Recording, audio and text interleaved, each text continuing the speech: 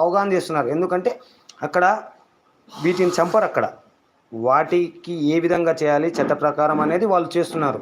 మరి దాని విధంగా చేయాలి తప్ప మనం ఏదో డ్యామేజ్ చేస్తే ఏం రాదు. ప్రకృతిని ఏదో మనము డ్యామేజ్ చేస్తే ఏమవుతుంది?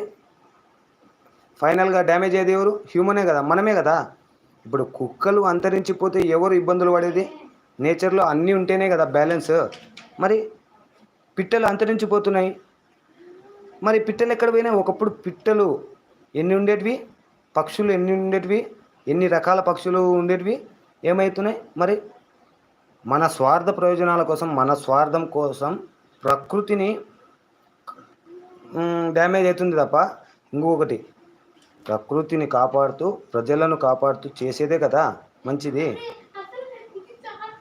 మరి చూడండి అది ఎంత హ్యాపీగా పడుకుంది. ఎవరైనా పిలిచిన చిన్న పిల్లలతో కూడా ఆడుకుంటుంది. ఎవరైనా స్పీడ్ బైక్ మీద పోతే మాత్రం వాళ్ళ బైక్ వెంబడి అటాక్ చేస్తుంది. ఖచ్చితంగా బైక్ వెంబడి అటాక్ చేస్తుంది. స్లోగా పోయి దానికి మంచిగా చిన్నగా పోతూ ఎవరైనా కొత్త వాళ్ళు వస్తే మాత్రం ఖచ్చితంగా కుక్కలు అరుస్తున్నాయి అంటారు. ఇంకోటి మర్చిపోయినాను, కుక్కలు రాత్రిపూట అరుస్తున్నాయంటే కుక్కలు అరవకుండా ఎక్కడైనా ప్రపంచంలో ఏదన్నా మెడిసిన్ ఉందా? మనుషులు మాట్లాడకుండా ఏదైనా మెడిసిన్ ఉందా? మీరు సైలెంట్ ఉండిపోండి, మీరు మాట్లాడొద్దు అని చెప్తే సైలెంట్ ఉంటారా? మరి కుక్కలు అరుస్తున్నాయి మాకు నిద్ర పట్టడం లేదంటే అంటే మీ నిద్ర కోసం ఆ మూగ జీవాల మీద నిందలా?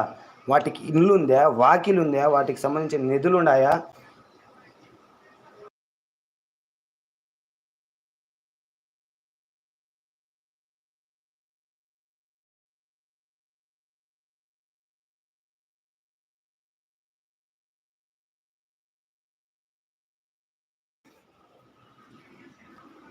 నిజమా కాదా?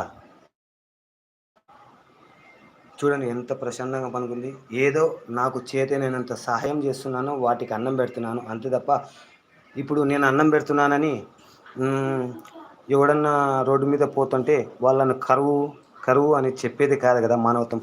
కుక్కకే దెబ్బ తగలకూడదంటే మా ఇంటి దగ్గర ఉన్న వాళ్ళు డ్యామేజ్ కావాలని కోరుకుంటామా?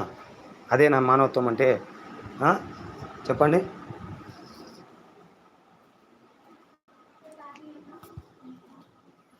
ఒక్క నిమిషం.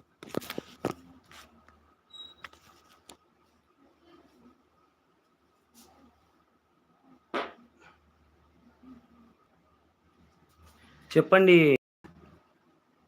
పప్పి అని పెట్టారు కదా, హలో బ్రదర్ అని చెప్పండి. మీ ప్రాబ్లం ఏంటి? ఇప్పుడు ఎక్కడైనా కానీ అన్నం పెట్టద్దు అనే చెప్తారు, అన్నం పెట్టకూడదు అనే చెప్తారు. ఎందుకంటే ఇప్పుడు ఏదైనా ఇన్సిడెంట్ జరిగింది అనుకోండి, కుక్క కాటు జరిగింది, మా కుక్క కరిచింది అన్నం పెట్టడం వల్ల అని పోయి చెప్తారు. ఈ కుక్క ఎందుకు కరిచిందో కంప్లైంట్ ఇచ్చిన పోలీస్ స్టేషన్ పోయి చెప్పగలుగుతుందా? చెప్పలేదు కదా, నోరులేని జీవి. ఎందుకంటే మీరు మానవత్వంతో అన్నం పెట్టిన దానికి మీరు పెట్టకపోగా పెట్టే వాళ్ళని కూడా ఇబ్బంది పెడుతున్నారంటే అది మానవత్వమా? ఇప్పుడు కుక్క కరిచిందని నిందలేస్తున్నాం రైటే, రోడ్డు మీద ఎన్ని ఇన్సిడెంట్లు జరుగుతున్నాయి చెప్పండి. కుక్కలు కరచకుండా ఏం చేయాలి? కుక్కలు కరవకుండా పిల్లలను కానీ పెద్దలను కానీ వాహనాలు వెంట పడకుండా, వాహనాలు స్పీడ్గా పోవద్దు అని చెప్తున్నారు పోలీసు వారు డిపార్ట్మెంట్. ఎన్ని అవగాహన సదస్సులు పెడుతున్నారు, ఎన్ని అవేర్నెస్ చేస్తున్నారు పోలీసు వాళ్ళు. మీరు స్పీడ్ పోవద్దు, మెల్లగా వెళ్ళండి, వాహనాలు మెల్లగా వెళ్ళండి అని వెళ్తున్నారా? ఎక్కడంటే అక్కడ రోడ్ యాక్సిడెంట్లు జరుగుతున్నాయి, హెల్మెట్లు వాడండి, మెల్లగా వెళ్ళండి, అదే స్లోగా వెళ్ళండి అని చెప్తున్నారు. చెప్పండి. డాగ్ బైట్స్ జరగకూడదు అంటే ఏం చేయాలి అది చెప్పండి. డాగ్ బైట్స్ జరగకూడదు అంటే వాటి ఆకలి తీరితే డాగ్ బైట్స్ తక్కువ అవుతాయా? ఇప్పుడు ఏదైనా ఒక జిల్లాలో ప్రతిరోజు ప్రతి నెలకు డాగ్ బైట్స్ ఎగ్జాంపుల్గా ఒక 1000 10,000 డాగ్ బైట్స్ జరుగుతున్నాయి. ఆ డాగ్ బైట్స్ తగ్గించడానికి ఏం చేయాలనేది కృషి చేయాలా? లేకుంటే డాగ్స్ లేకుండా చేయమని కోర్టు ఏమైనా ఆదేశం ఇచ్చిందా? లేదు కదా. యానిమల్ క్రూయాలిటీ చేయకూడదు అని చెప్పింది.